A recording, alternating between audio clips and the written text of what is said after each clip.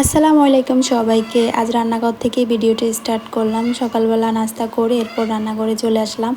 তো সকালবেলা হচ্ছে গিয়ে নাস্তা করার সময় ভিডিওটা অন করা হয় নাই, তো ভাবলাম এখন থেকে আপনাদের সাথে ভিডিওটা শেয়ার করা হোক।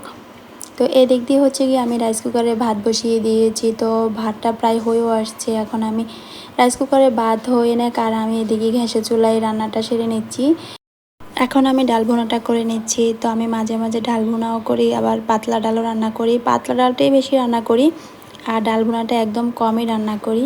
তো এদিক দিয়ে আমি রান্নার জন্য একদম সব কিছু গুছিয়ে নিয়েছি আর এখান দিয়ে আমার ডাল ভুনাটাও হয়ে গেছে। এই তো এখন আমি ডাল ভুনাতে ধনিয়া পাতা দিয়ে দিয়েছি আর ধনিয়া পাতার ফ্লেভারটা আমার কাছে খুবই ভালো লাগে।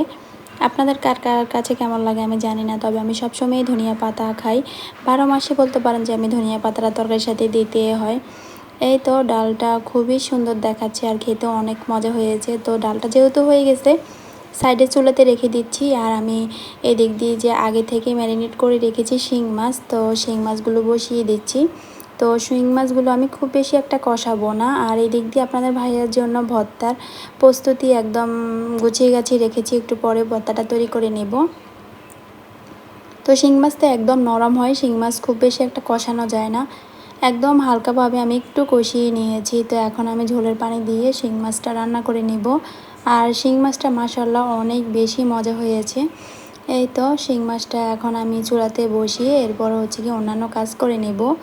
আর আজকে বাহিরে অনেক রোদ উঠেছে, কয়েকদিন যাবত তো অনেক বৃষ্টি হচ্ছে বাহিরে। আর আমার যারা বেবি ঘুম থেকে উঠেছে, এখন ঘুম থেকে উঠে ও তরমুজ দেখে তো ভীষণ খুশি। আর ও হচ্ছে একটা তরমুজ পাগল মেয়ে। এখন হচ্ছে তরমুজের সিজন না, তারপরও ওর জন্য খুঁজে খুঁজে তরমুজ নিয়ে আসতে হয়। আর এখনকার তরমুজগুলো খুব বেশি একটা ভালোও পড়ে না।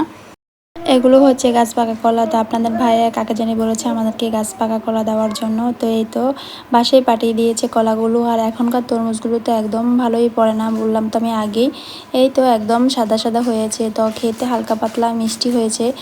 মাছ বোনাটা করে নেওয়া হয়ে গেছে। আর আজকের আমার রান্নাটা খুবই শর্টকাট রান্না। এদিক দিয়ে আমি আপনাদের ভাইয়ার জন্য যে ভর্তা তৈরি করব, ভর্তার জন্য সব কিছু একদম ভেজে নিয়েছি কড়াইয়াতে। আর ভর্তাটা তৈরি করা দেখাবো না, প্রতিদিন একই জিনিস দেখাতেও ভালো লাগে না, আপনাদের কাছেও ভালো লাগবে না প্রতিদিন একই জিনিস দেখতে।